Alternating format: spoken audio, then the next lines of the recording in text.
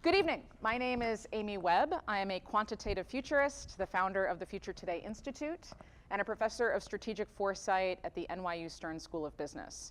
As a futurist, I will be the first person to tell you there is no way to predict the future. The math doesn't work out. So there's too many variables, there is too much change, and as a result of that, the permutations become overwhelming. So if we were trying to predict the outcome of an election, we may not like the results of that prediction, but there's limited variables. You could probably do it if you had the right data.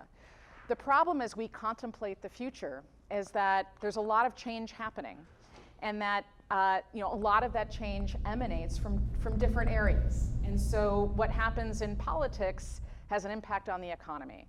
What happens in the economy has an impact on technology, and so forth and so on. So we are living in an era of unprecedented change, and it's happening faster and in more directions than in all previous generations. You could argue that every generation has gone through something similar. I would say that this time around is different, because in addition to all of the different changes in technology and in science and politics and media and all the rest, we now have systems that are making decisions for us, that are designed not to produce predictable results. So if you're feeling uncertain, that's okay, because we all are. And if you're wishing that you could predict exactly what the future is going to look like, and you can't, that's okay, because I can't do it either. That's why we're here tonight. I hear oftentimes a lot of people talk about the future of artificial intelligence. Questions like, when is AI going to come and take all the jobs? When will AI take the jobs and then murder me in my sleep? All the robots? So we're dealing with technological uncertainty. We're dealing with policy uncertainty. We have lawmakers in the United States. We have lawmakers in Japan. We have lawmakers in China, and everybody's wrestling with a lot of the same questions. So we've got policy uncertainty. We have brand new economic uncertainty that didn't exist 2 months ago. That's because we are looking at downstream implications of the coronavirus. Right now, there are hundreds of thousands of shipping containers that can't leave China because they're all quarantined, and that is affecting the cold chain and the supply chain. So if some of you are starting to feel heart palpitations, right, it's because we're facing vast amounts of uncertainty. Now, typically when this happens, it becomes an excuse for leaders to not make any decisions. I hear this all the time. There's too much happening. There is too much change. We cannot possibly think long term. There's no point in us trying to do any kind of forecasting for the future. I would say that's just an excuse. And typically when we rely on that excuse, we fall back on the things that make us feel comfortable and things we already know. So what do companies do? They measure the stuff that they're already doing. They feel really good about those measurements, and they neglect all of the disruptive factors that are external to the organization around them. But people do the same thing. When we start to feel uncomfortable about what's happening, we tend to fall back on the behaviors that make us feel very comfortable. And paradoxically, holding on to the things that make us so comfortable is what makes us vulnerable. The best way to think about this is, has anybody ever been in a car driving on a slippery road, right? If you grew up anywhere around ice, you know what that feeling is like. And your instinct is to stop it, is to push your foot down on the gas pedal, because that's what your body thinks is going to save you. I grew up in the Midwest. I'll be the first person to tell you that's not what you do. What you do is you don't put your foot down on the brake to try to stop what's happening. You actually have to drive into it. If every part of your body feels like this is the wrong thing to do, and it's analogous to the change that we're facing. We are going through this moment of collective anxiety.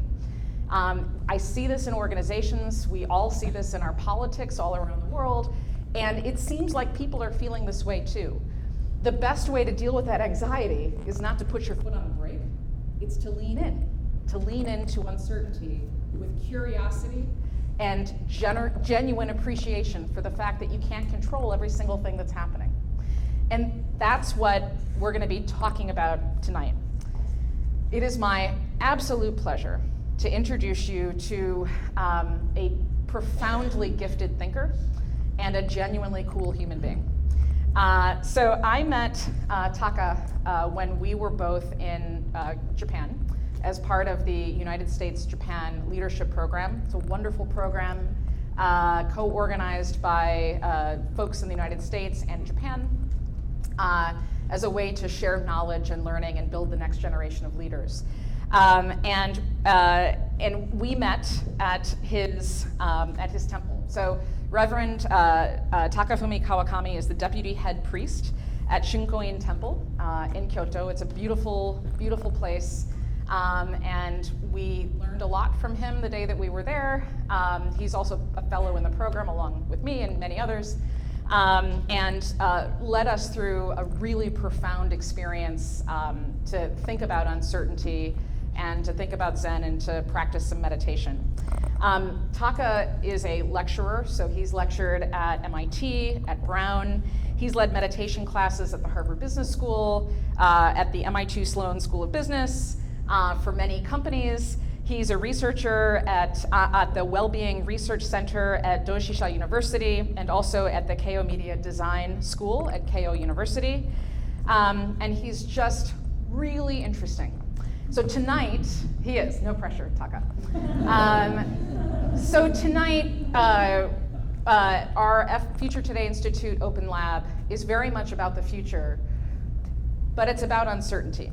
And so tonight, I would ask all of you to open up your minds a little bit and to lean in to uncertainty, even when it makes you feel anxious, and to give Taka your full appreciation and attention. So, over to you.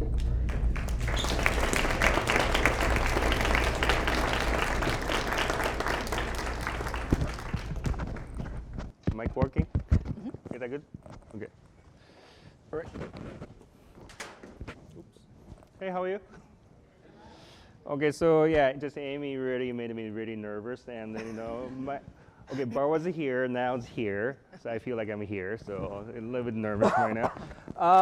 But you know, so as Amy asked me first, like, so we're gonna do quick meditation, but this part here, meditation, if you think about. You know, in these days, many people think about meditation, this relaxation technique. Well, you know, like many contemporary mindfulness, basically, you know, their sales point is, you know, you can reduce your stress, and then you can be more focused, so you can be more competitive in a way, you know. So it kind of doesn't make sense, that part, you know, you can be more competitive, you know, and then relax, so it doesn't make sense. But this part here, so actually I'm not really quoting Zen priest or anything. Actually, David Hume, Scottish philosopher. When he had an argument with Kantians, Descartes believer, you know. So Descartes, you know, he was really kind of one representing, you know, modern Western idea of self, in a way that self exists. Self is independent and self is permanent. Actually, you can blame Plato first. You know, he's the one kind of separated mind and body, and that idea influenced Christianity, soul and body, right? So then after that, basically soul is permanent, even your body is decayed, right?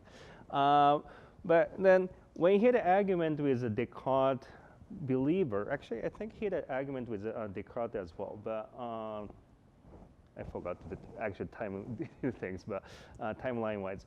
But he asked people, can you observe yourself? But actually, that's actually you know, meditation in a way in Buddhism. You're observing yourself, but actually, can you observe yourself?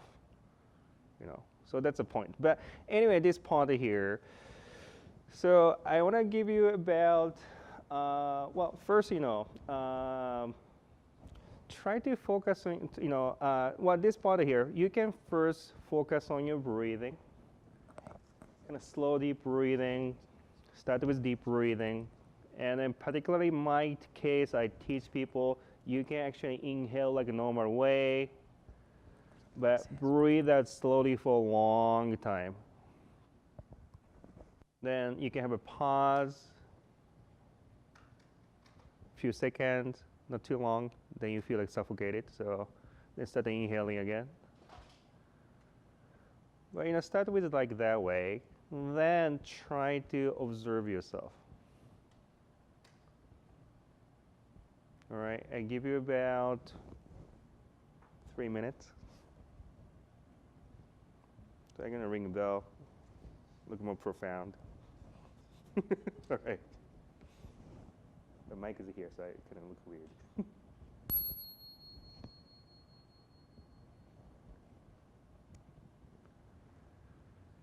So right now, kind of bring your attention to your breathing.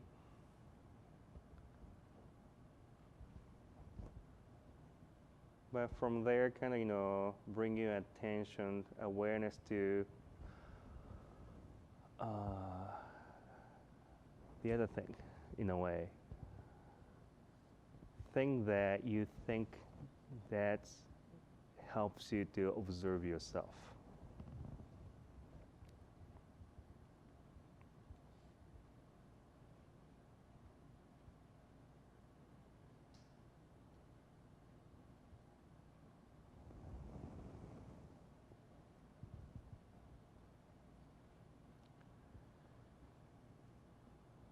When you have a difficulty, you can pay attention to like your chest and stomach and see how they're expanding and shrinking and contracting.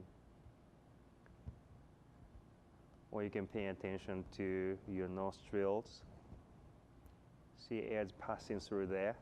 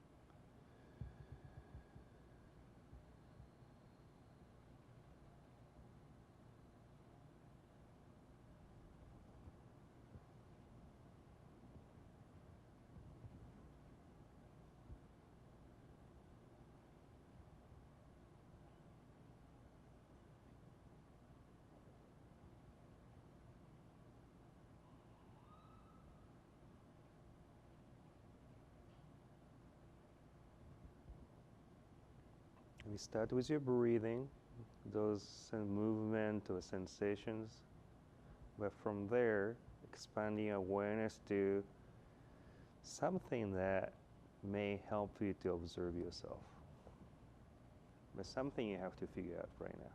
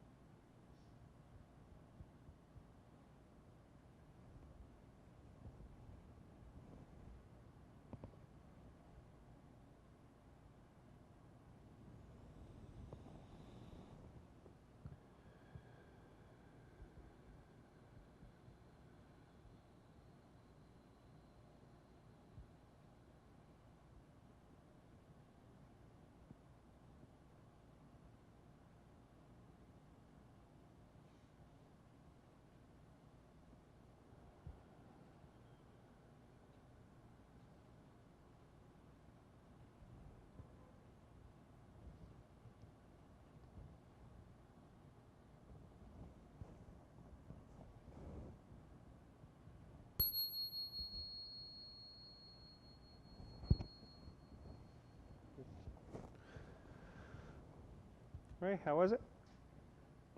Could you observe yourself?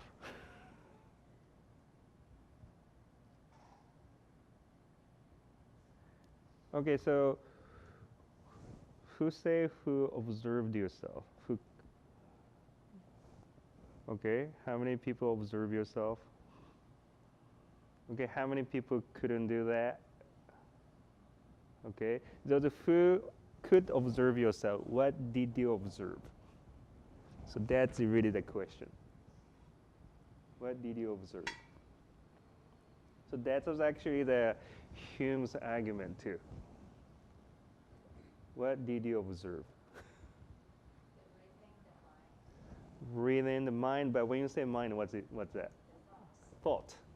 So mental activity, right? Or formation, right? Any of you? That 3 minutes is a long time to focus. So yeah, so that's mean your thought in a way, right? So that's a thought. Anyone? Any thought or sensation, right? What kind of sensation was it? Inability to or speaking up myself, still not feeling comfortable with myself, and still keep that distance. It's really profound sensation actually. But any of you? Yeah. I sense direction and will in my thoughts, space that my thoughts are in. Okay, your space orientation, something like that. Sense of orientation in a way, or intentionality. Okay. Anyone? Myself in relation to people around me. Okay. But when you say yourself, what is that? Like,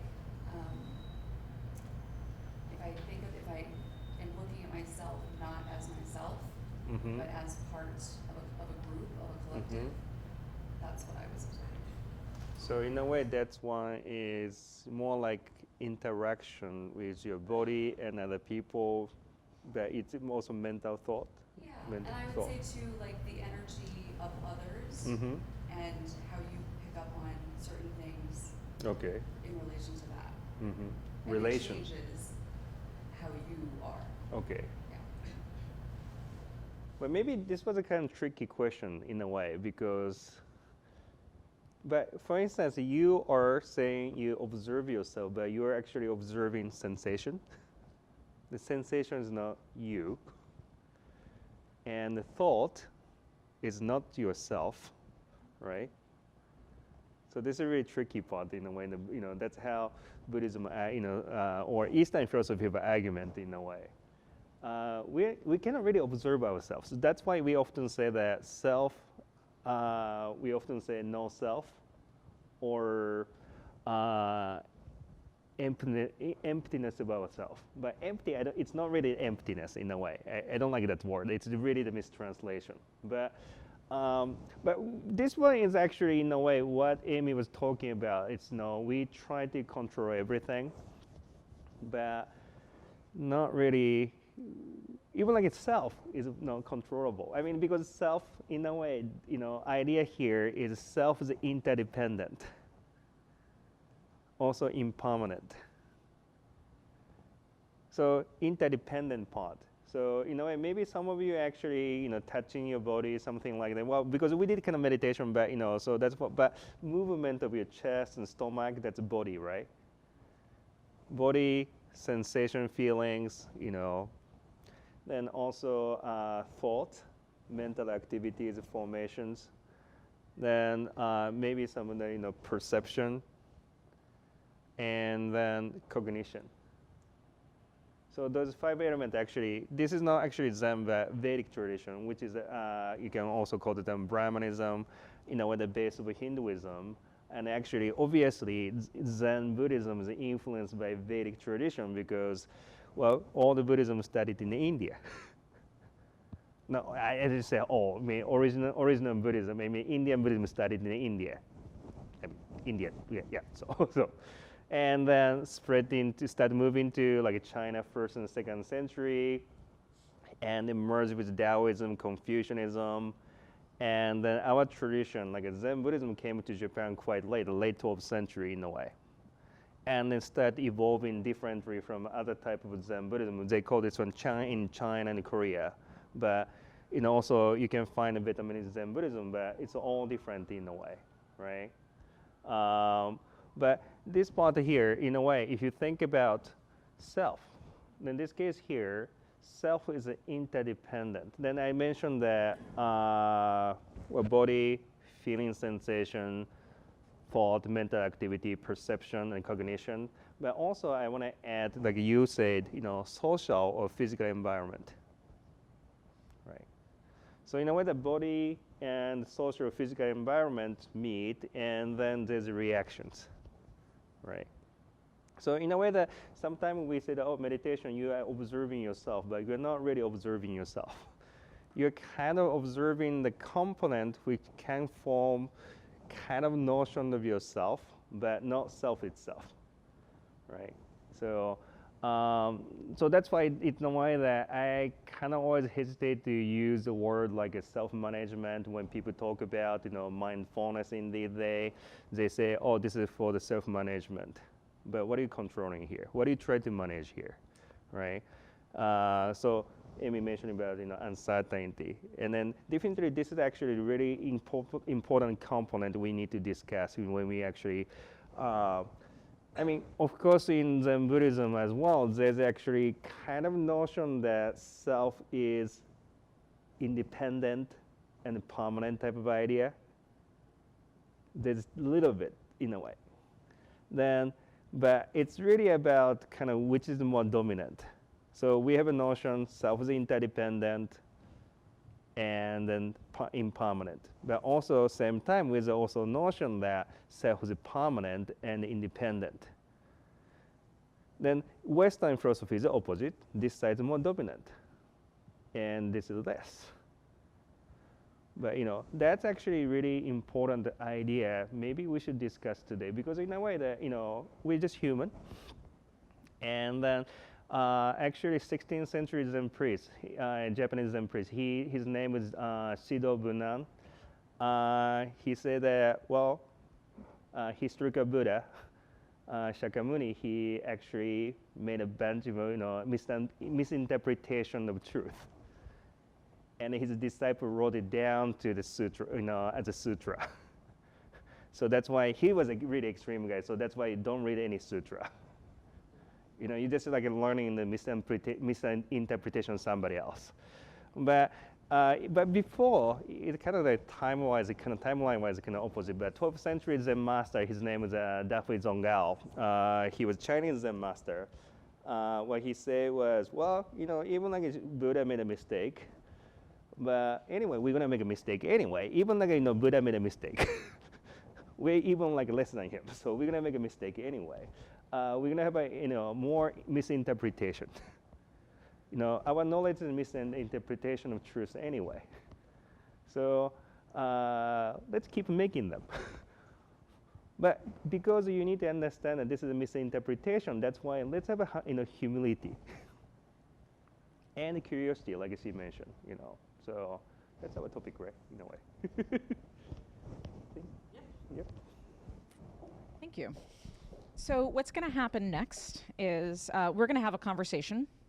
I have a bunch of questions. Okay. I'm sure you have a bunch of questions. Yeah. And that's what we will do. And then we'll retire to the lounge where there are interesting treats and other things waiting for you. Now you mentioned everybody's attention that way. Yeah.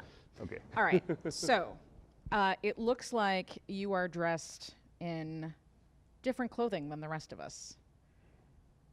Can you walk us through, just before we get started here, what is there a significance to the brown? Oh, okay, that's a bit. Can you tell us about this? Because I spill a lot of food.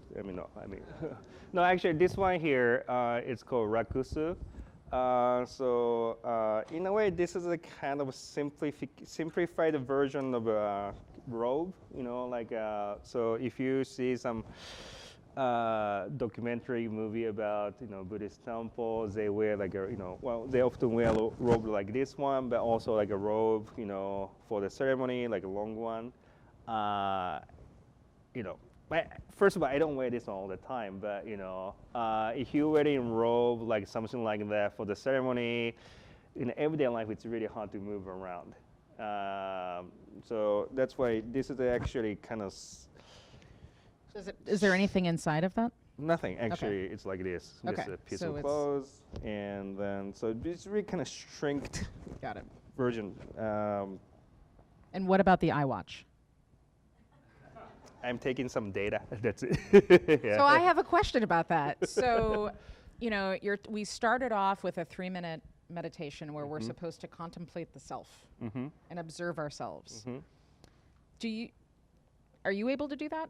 I mean, you've got a distraction device, strapped to your arm. Mm-hmm. Well, the point here is actually basically what I do is, well, of course, like observe yourself, but also observing your reactions. That's actually basically what meditation is about.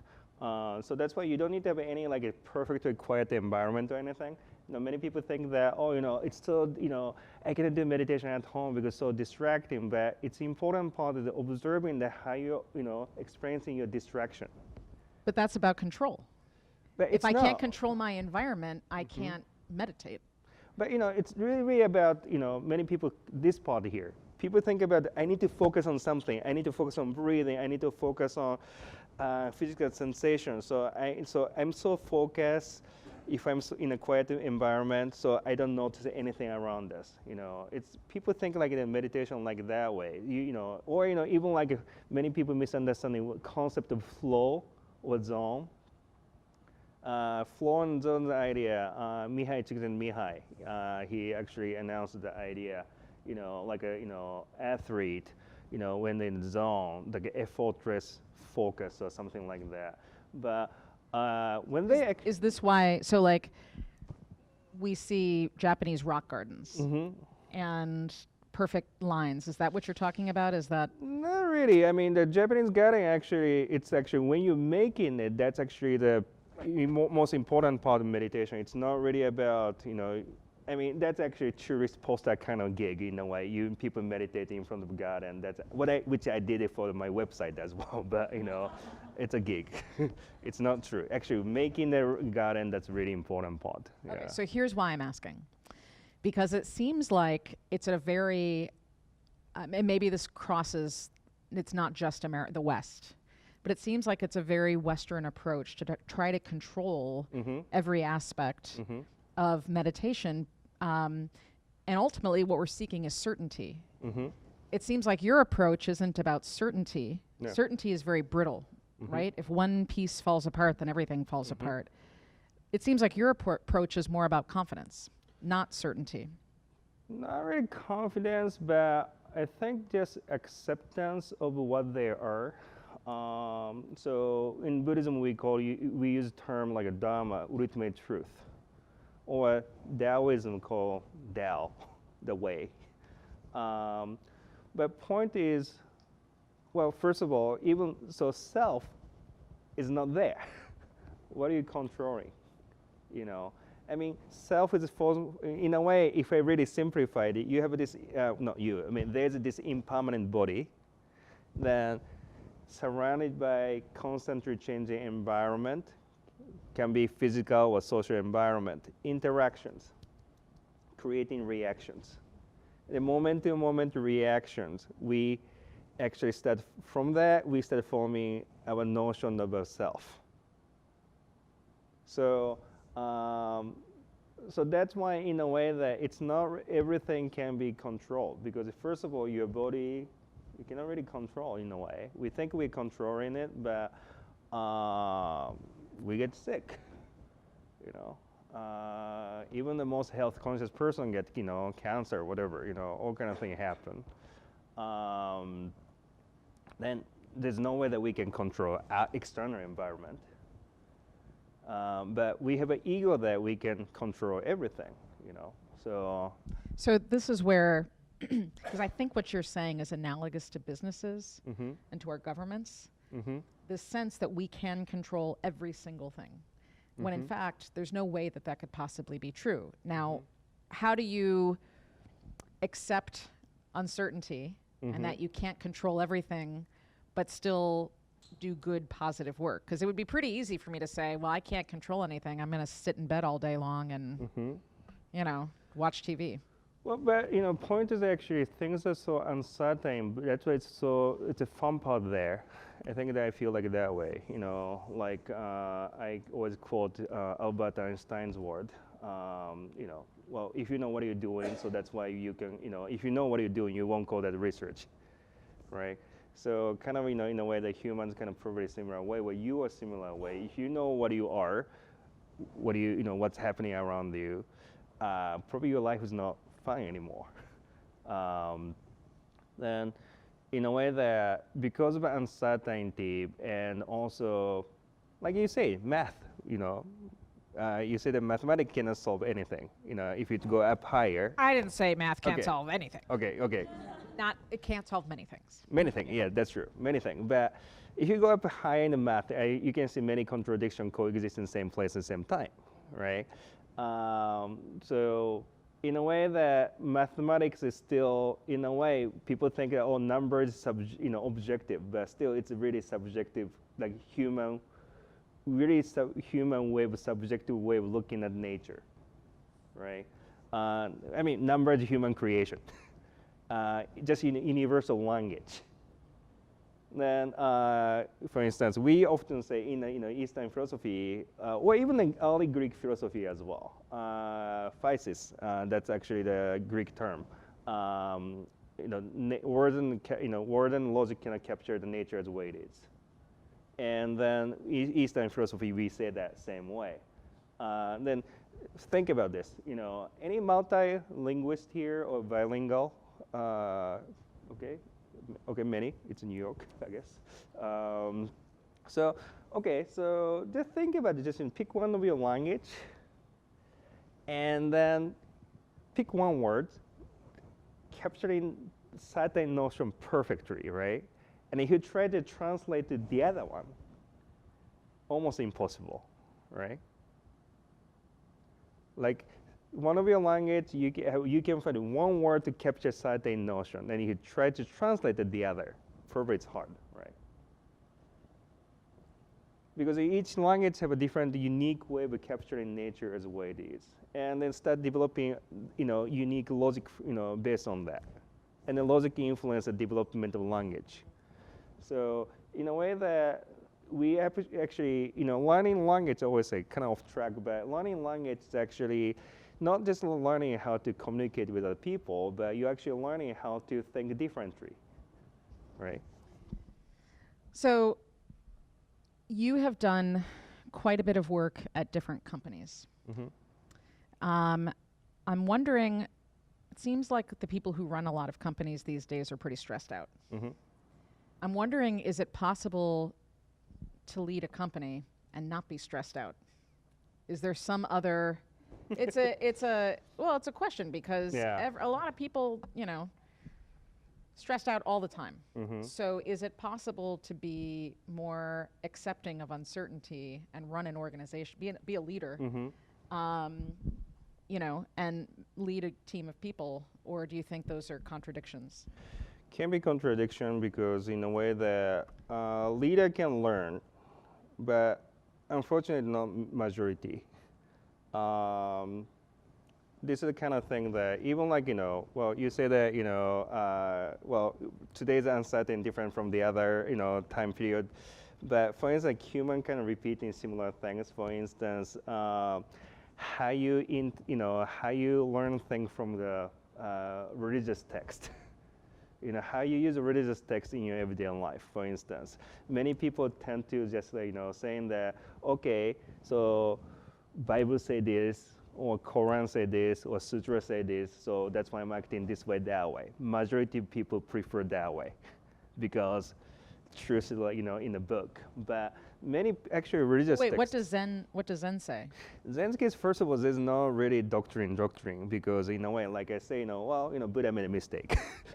Why we have to learn his mistake, that was the idea. So that's why really focus on more about our own experience. But this experience here is more called pure experience, which is kind of possible, not possible notion in a way, because we instantly, when we actually experience something, we instantly conceptualize what you experience.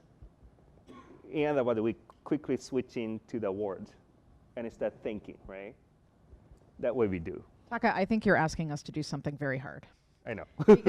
because our brains are wired to appreciate and follow rules. Mm-hmm. I mean, Descartes and Hume informed the entire future of artificial intelligence. Mm-hmm. It was their work on the self and what does it mean to think, Mm-hmm.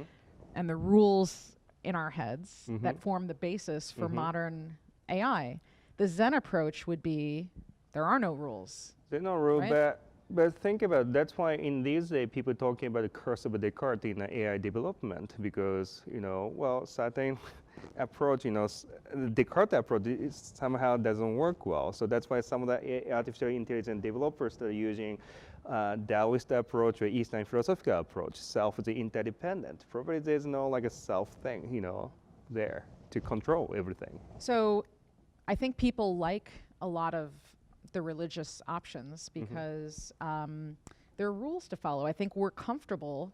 Again, I think there's a link between certainty and anxiety and having rules. Once you take away those rules and we have to figure stuff out, that is, I think, that seems like that would be more anxiety, not less. Well, that's the thing about, in a way, that's a kind of what I was mentioning a little bit earlier, but you find it to contradict, like many contradicting notions coexist in the same place, same time. In a way that, yes, we want to have a rule, because rule helps you to feel comfortable. And you just need to just keep following the same rules, right? But rules is not permanent. You need to have a constant adjustment. Also, in a way, we feel comfortable just keep doing the same thing, right? But same time, it's kind of thing happen, cognitive dissonance theory. So you start having, more gap between what you are and what you want to be. If you keep doing the same thing over and over again, you start having this kind of dissatisfaction about you, what you are, because you're not what you want to be. So gap between those two notions getting wider and wider and wider.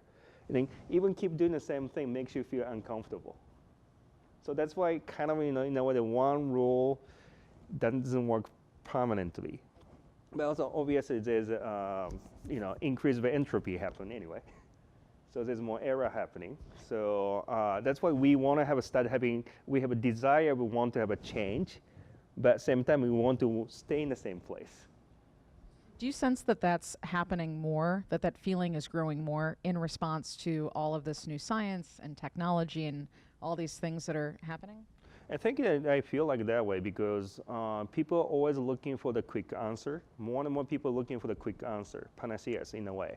Like a modern mindfulness approach or modern, even from the 90s, positive psychology movement in a way. People just want to give you just, hey, this is the answer for you. Take it, then you're gonna be happy. You won't be, no stress after that kind of approach. I think because we have to adapt to the more changes right now. So what do you make of, there's a lot of dystopian fiction and storytelling. There's a lot of movies that are just really bad visions of the future. Black Mirror has been very, popular. I love it. I love it too. It's great. It's interesting that you love it. Do you think our future? I guess. What do you think our future is? Well, I think future is in a way.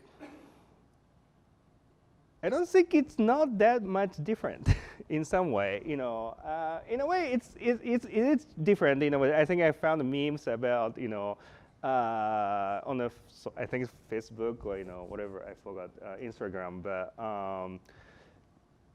year 2000, 20 years ago. Then when we say that it's not that long time ago, then hey, check what kind of version of Microsoft Windows we had, Then we feel like, oh yeah, that's a long time ago kind of way, right?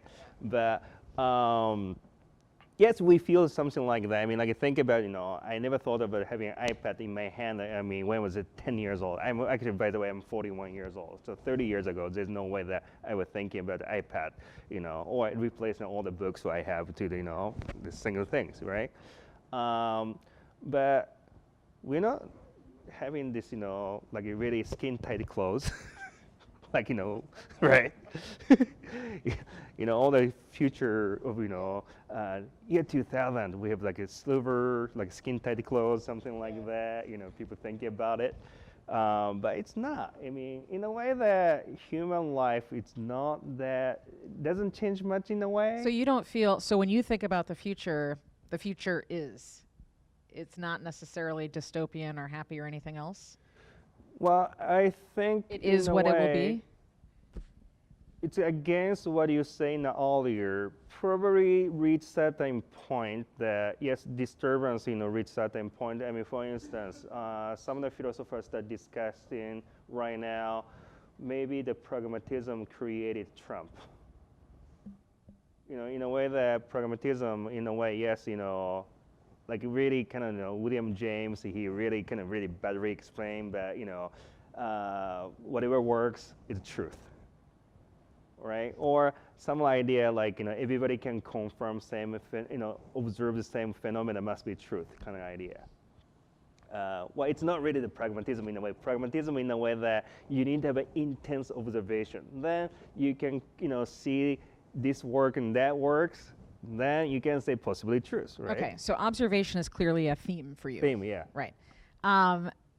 So is it, and you kind of got to the point where maybe it's not possible for us to truly observe ourselves, right? Well, I mean, we can try, and the act of trying is the benefit, yeah. right? Well, actually, what I want to say about meditation, you can observe yourself, but you cannot observe yourself, but you can observe your reactions. Okay. So, can an organization observe itself? Can a government observe itself? Should we, and should we ask in the same way that you asked us to observe ourselves, should we have the expectation that organizations are observing themselves, governments are observing themselves? Actually, what I'm gonna want to say it here, government, whatever, or even individual, observing the reaction, then you can actually start seeing patterns, right? That you start seeing a pattern of the same type of reactions to certain things.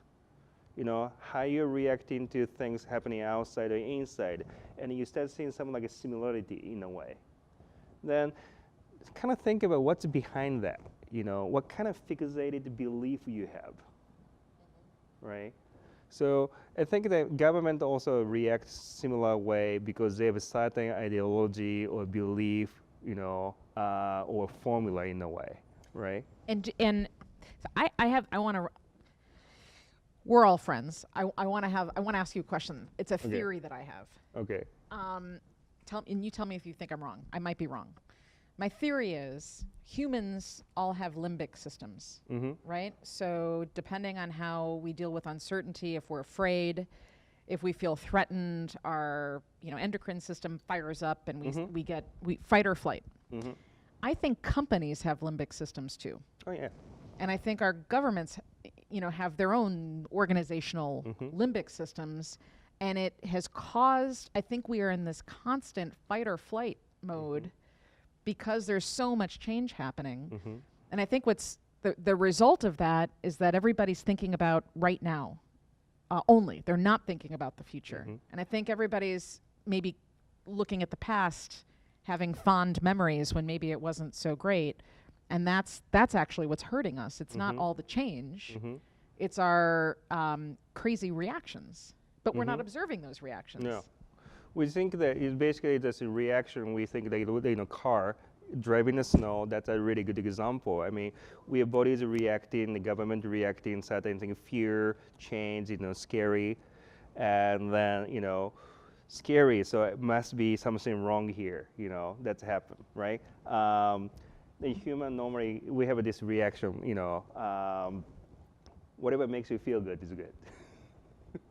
Or whatever makes you feel uncomfortable is wrong. And or anything make you feel good, kind of start feeling like, oh, it must be true. This is the right thing to do. But anything make you uncomfortable or scary, fears, or all kind of things, we start thinking that we make a judgment, oh, that's the wrong thing, like that's fake news, whatever, guy on the Trump Tower over there, but say something like that. So what do we do? I mean, what should we be doing instead? Well, then, so that's why, for instance, in a way, what are you fearful for? What are you scared of? So, for instance, meditation, in a way, people think about meditation as like peaceful, calm thing. For instance, yesterday I was talking about this one too, but word nirvana. When we say nirvana, what kind of image do you have?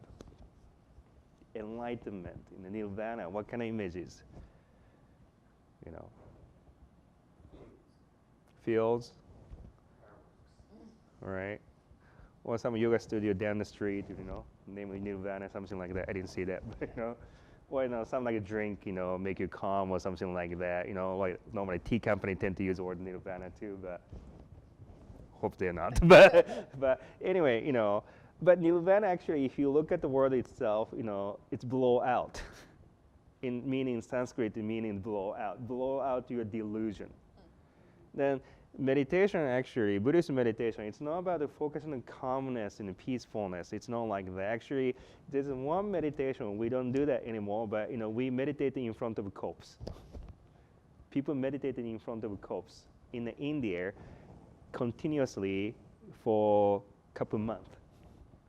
Why? Because you can, so biggest fear for the human being is death, right?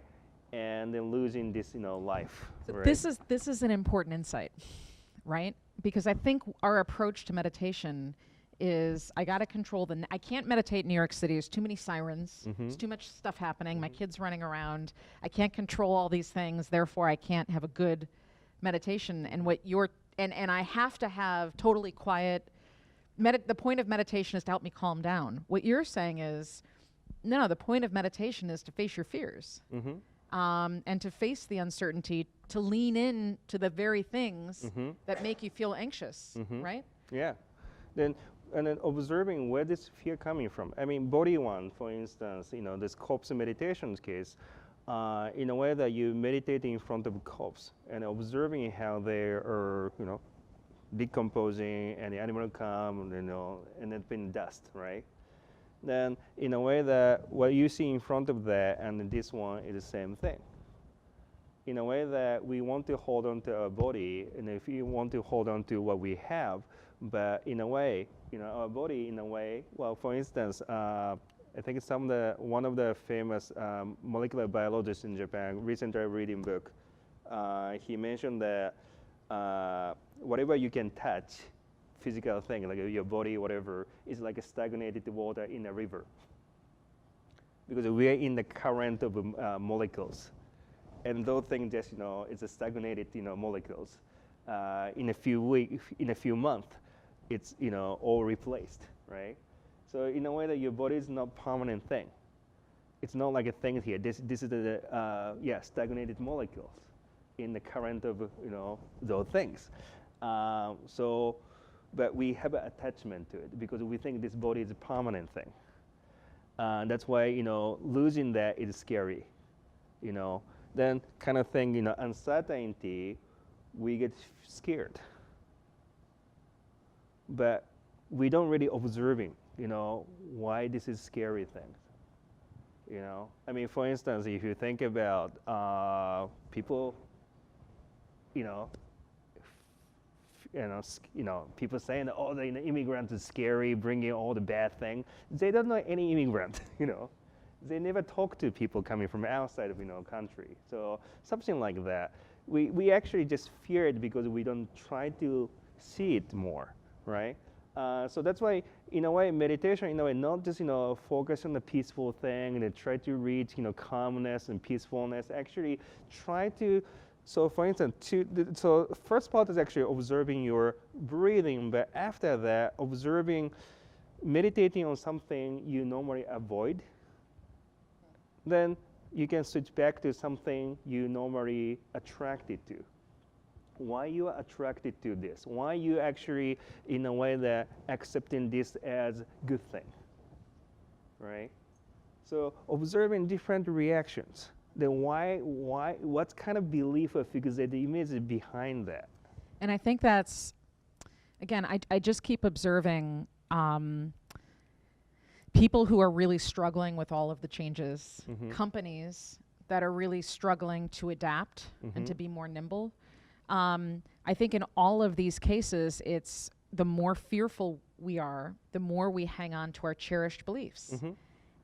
And we stop looking for signals outside of our what we normally pay attention to. Mhm. It's really challenging to Mhm. confront either by yourself Mhm. or with a team of people or as a whole entire organization. Mhm. It's challenging to Mhm. confront the unknown Mhm. or the very thing that makes you feel anxious. Well, because in a way, the current company, in a way that really, for instance, focus on the purpose.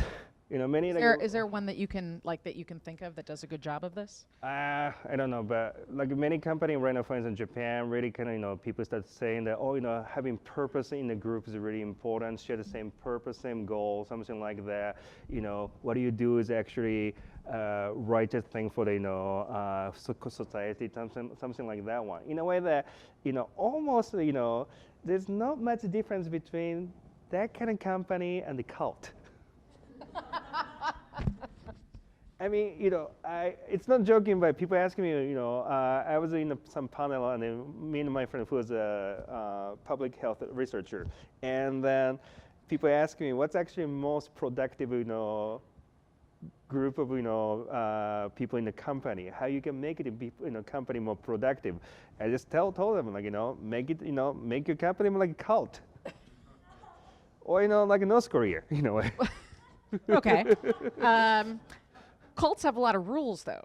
Yeah, because that makes them feel comfortable. Well, that kind of contradicts yes, but can we have? What's important here? Is it the rule? Are the rules important? Can we use a more Zen approach to deal with all of this uncertainty or do we need the rules? Well, in a way that, not rule, but in a way that certain thing that helps you to actually learn how, observe yourself, there's certain kind of ritual-like things, which is like kind of important in Confucianism. Confucianism, in a way, ritual, but doesn't mean like some ceremony or anything, but keep repeating same kind of small things. For instance, one of my friends, I gave you the tea caddy today. Tea caddy actually made, handmade tea caddy. He actually used hammer to adjust, how the air can escape, evenly between the lid and the, caddy itself. So if the air can, leave the, between the lid and the caddy itself, it goes down quickly. But it doesn't, it doesn't leave evenly tilt and the lid stuck, right? Then actually he using the hammer every, kind of really just, every day he's using hammer to adjust it. Then he actually said that just, lifting the hammer and if you, kind of tap to the cans, he know that, how he is in a way. Yeah. Or So it's about incremental, making small motions, small actions every day. kind of repeat it. Repeating. Like for instance, meditation is exactly like that. I know that you have questions. So before you, now is the time to think about them. I'm gonna ask Taka to tell a story about the roof of his temple. There will be, so when it's your turn to ask a question, I will look at you, make sure that you've got the microphone. I don't know if you remember this, but when I was visiting you, there was a group of us looking at the ceiling, and you kept showing us the ceiling, and I was like, yeah, it's a beautiful temple, but how many ceilings? You're like, no. This bamboo was planted many, many years ago. Do you remember that story? Oh, the pine tree. Yeah. Okay. You want to tell everybody that story? Because here's why.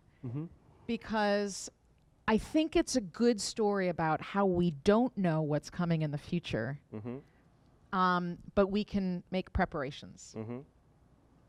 Oh, so I was, now I remember. So, showing the beams of my temples. Beams are probably about this wide, as wide as this stage, but just using the outer layer of a tree. So it's about, let me see, so about 6 feet wide, but just using outer layers.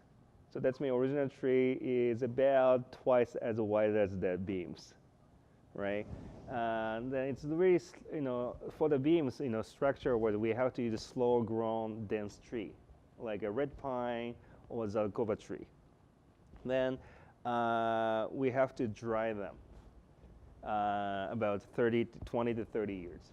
Then anyone went to Japan? Have you been to Japan? Or if you see any Japanese picture, you see lots of pine trees in many temple ground, right?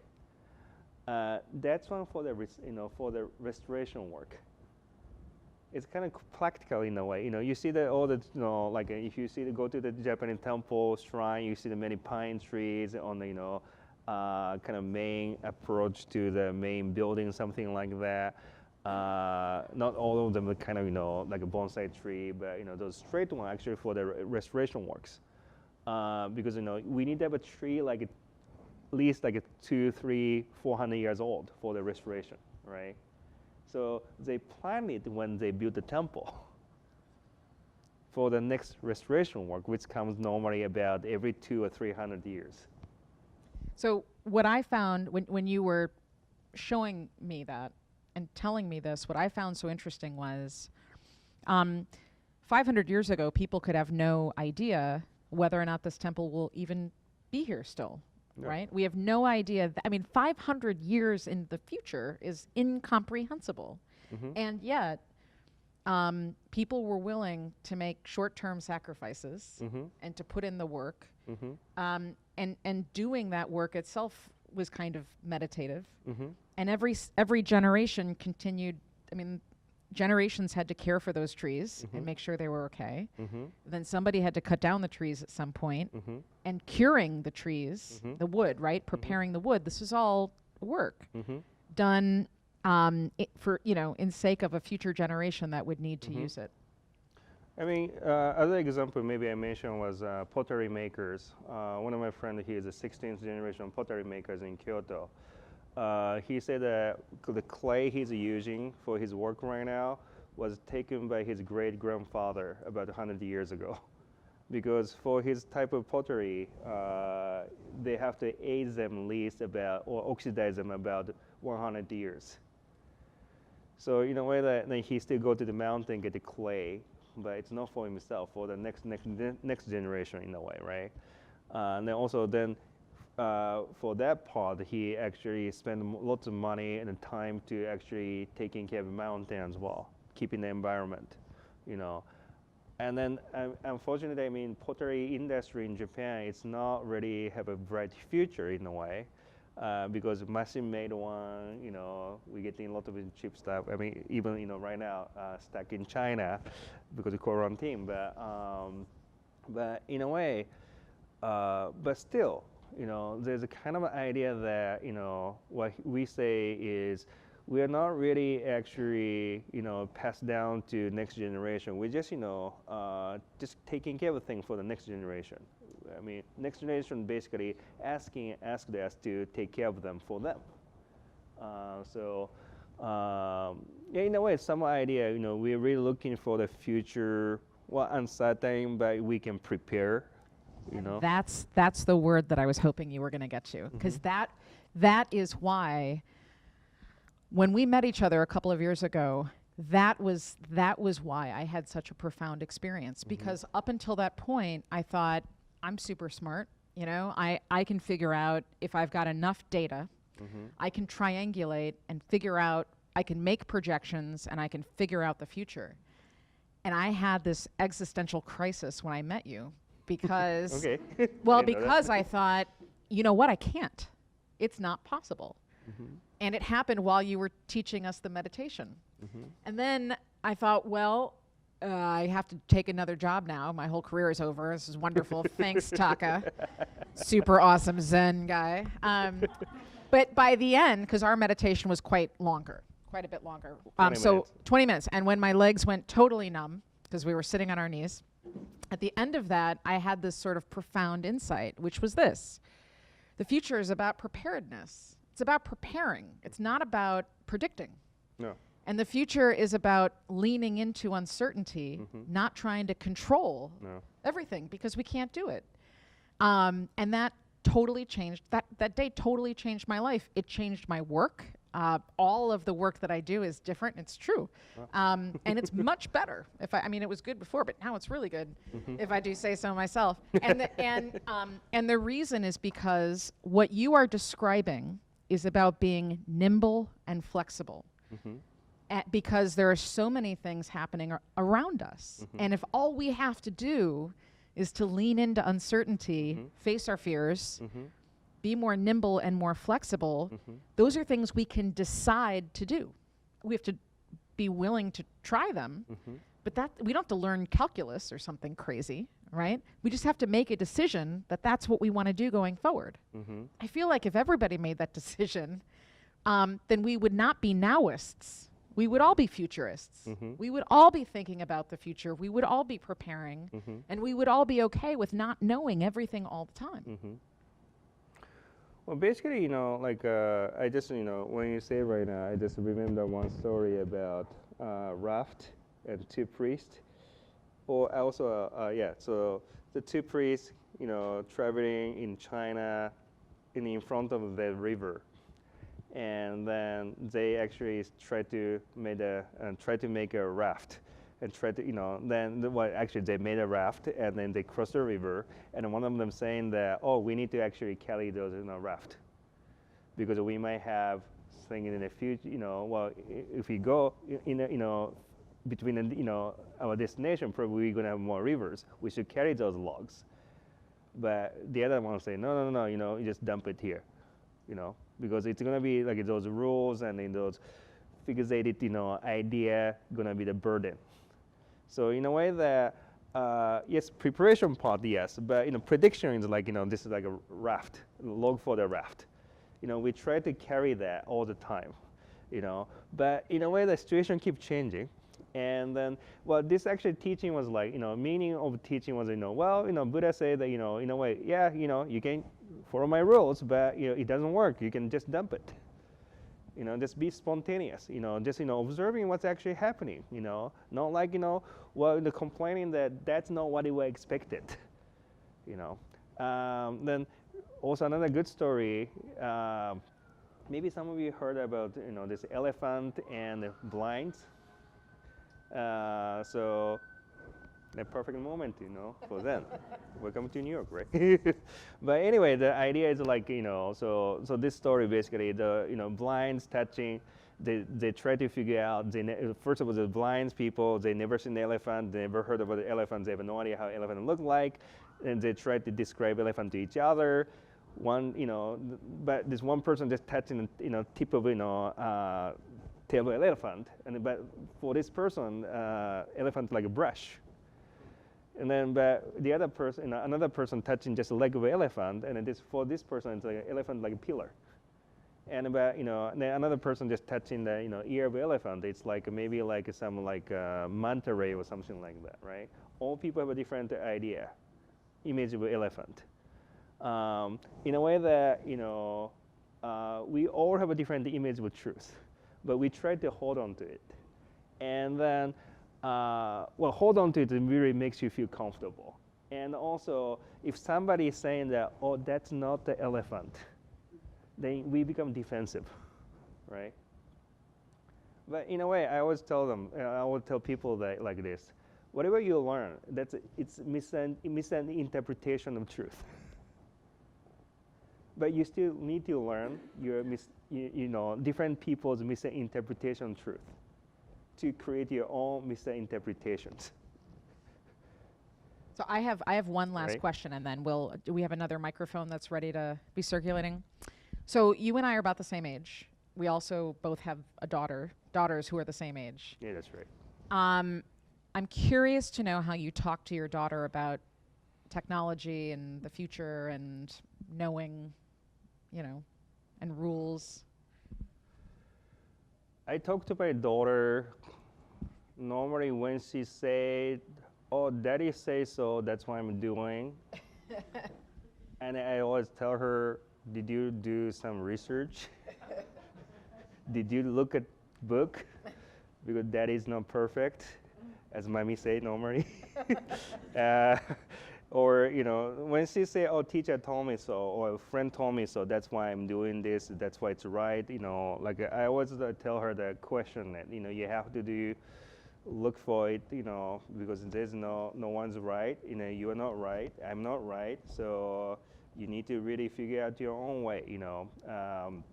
Really, but try to promote her to question what's, questioning, I think that's academia should be in a way. So it's not about, hey, this is a useful information, this is a useful method, you should take it and use it in your real world. It's not like that. I always want to, tell her that, okay, people told you that, okay, did you actually think that's true? Or if you think so, then you try to find more evidence, and if not, then try to find out why it's not right. I would try to teach her like that, and then kind of making her a really difficult person right now, but yeah. Because she doesn't really follow me what I say. So, All right, questions. Just make sure that you speak into the microphone. Hi, thank you so much. I also thought it was a profound observation around preparing for the future rather than predicting.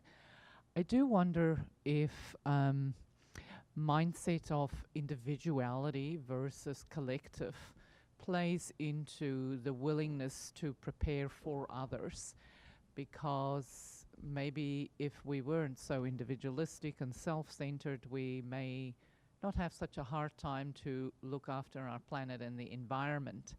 So my question was really inspired by the potter who goes to the mountain and mines the clay for maybe 400 years from now.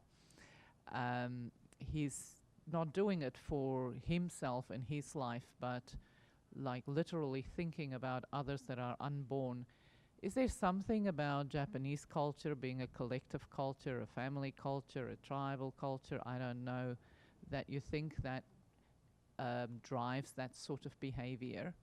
So that's a good question. So Japan is Japan more sort of collective, everybody is thinking about each other versus individual? well, it's obviously changing because after World War II,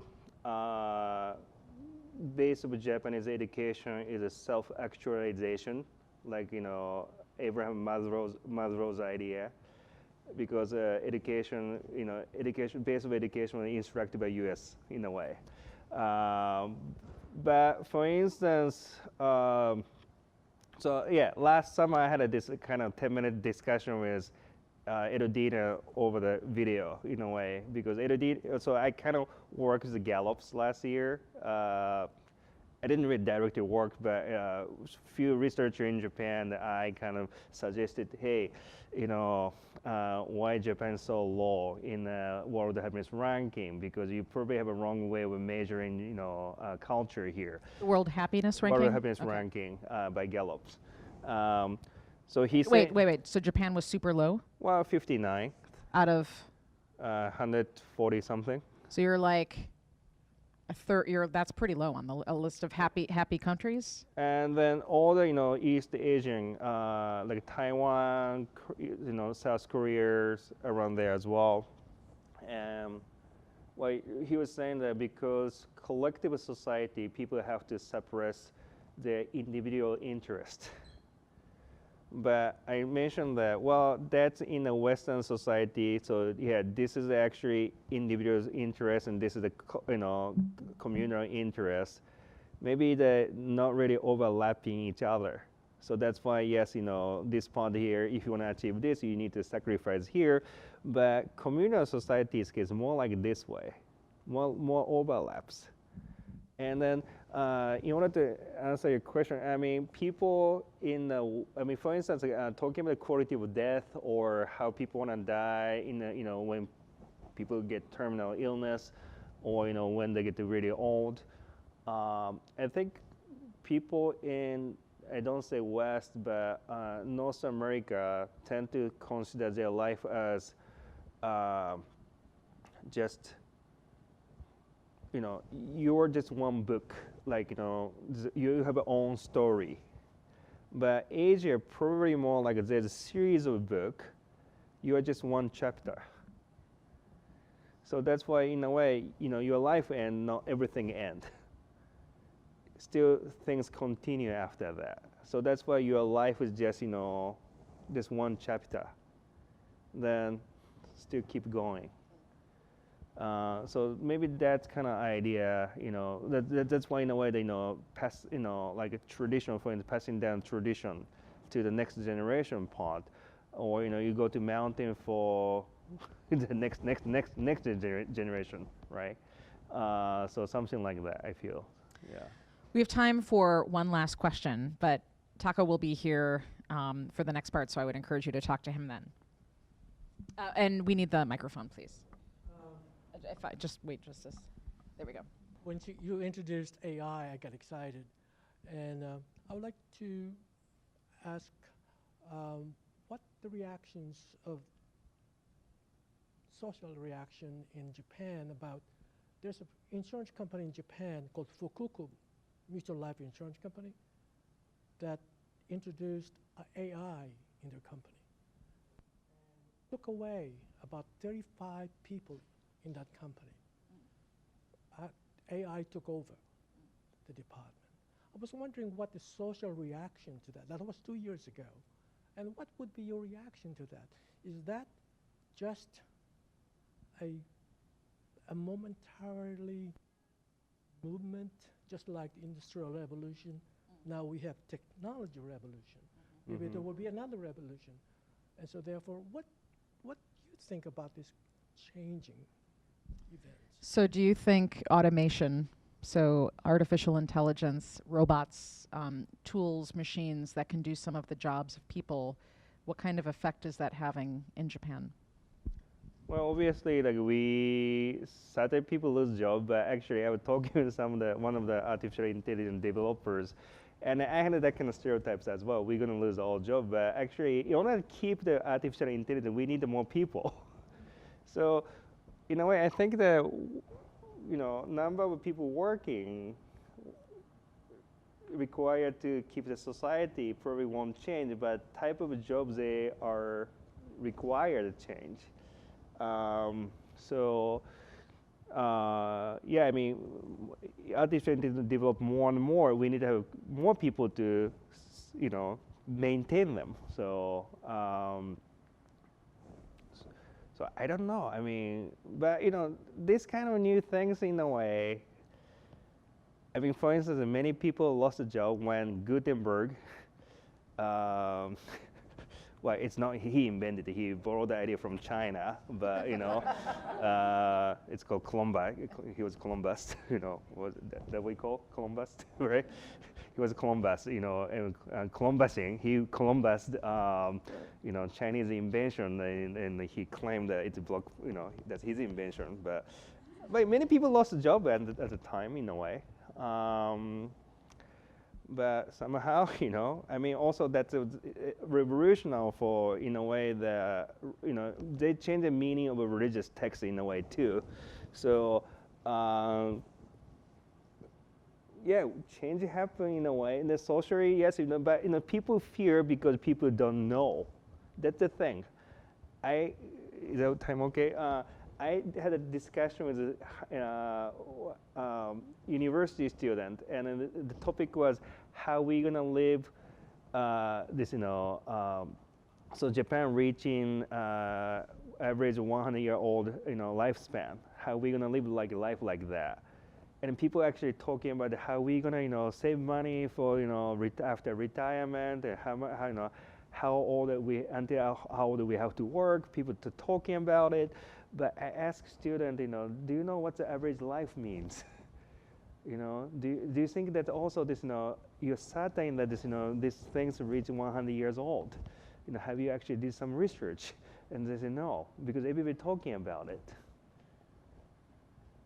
So artificial intelligence part, in a way, yes, people talking about it a lot, but I don't think people are actually doing much research. I was the same way, I would interviewing with an artificial intelligence developer. Wow, yeah, that's true. Yeah, more people need to maintain artificial intelligence. I think, yeah.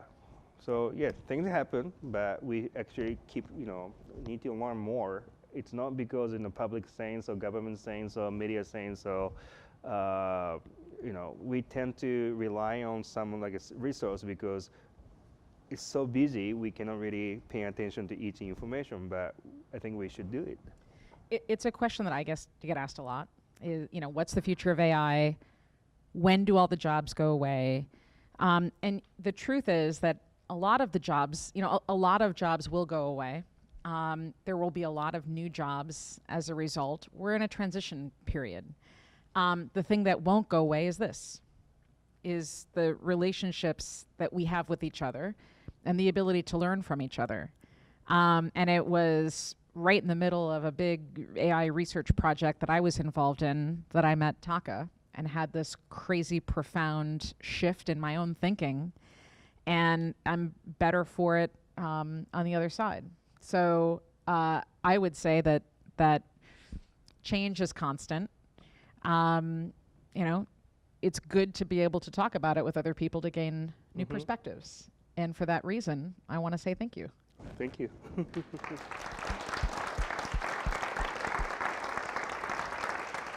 So everybody stay seated. Don't get up. Because I want to tell you what's next. So you stay seated too. So here's what's next. What's next is we've got a bunch of things happening that direction. So there is a very cool company in New York called Cha'an. It's a tea shop.